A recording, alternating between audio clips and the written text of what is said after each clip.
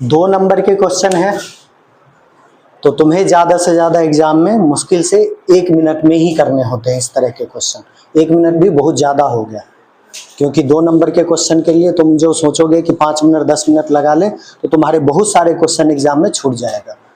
तो इसीलिए क्वेश्चन को सोल्व करने की स्पीड भी तुम्हारी अच्छी होनी चाहिए, और स्पीड तभी बढ़ेंगे जब तुम जितना ज़्यादा प्रैक्टिस करोगे। स्पीड प्रैक्टिस पे बढ़ता है। ये 1 नंबर में भी आ जाते हैं क्वेश्चन या 2 नंबर में भी आ जाता है, डिपेंड करता है। तो सबसे पहले क्वेश्चन में हम ये देखते हैं कि क्या दे रखा है, गिवन दैट क्या है। तो क्वेश्चन की वैल्यू क्या दे रखा है तुम्हें, x = में 2 + √3 ये तुम्हें दे रखा है। और फिर देखते हैं कि हमें फाइंड क्या करना है, निकालने क्या है। तो निकालने हैं तुम्हें, फाइंड जो करने हैं वो 1/x की वैल्यू, ये फाइंड करना है।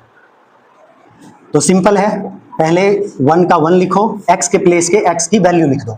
x = इतना का मतलब होता है कि x इसके बराबर है। जहां क्वेश्चन में x होगा उसके जगह पे हम ये वैल्यू लिख सकते हैं, और जहां क्वेश्चन में ये वैल्यू होगा उसके जगह पे हम x भी लिख सकते हैं। इसका मीनिंग यही होता है।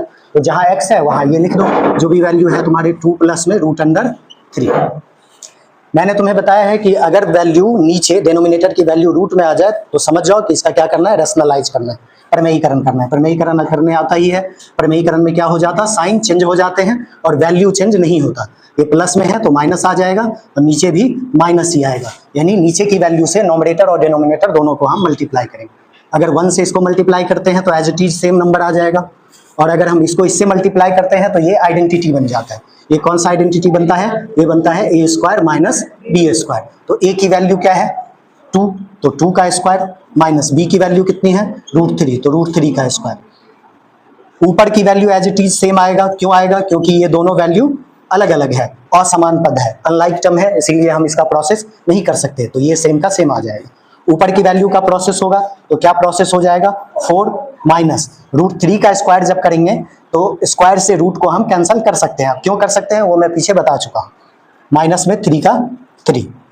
अब तुम्हारा जो भी वैल्यू बचा वो लिख दो as it is, equal to में 2 - √3 और अपॉन में कितने आ गए 1। 1 से किसी भी डिजिट को अगर हम डिवाइड करते हैं तो कितना आएगा, सेम डिजिट आएगा।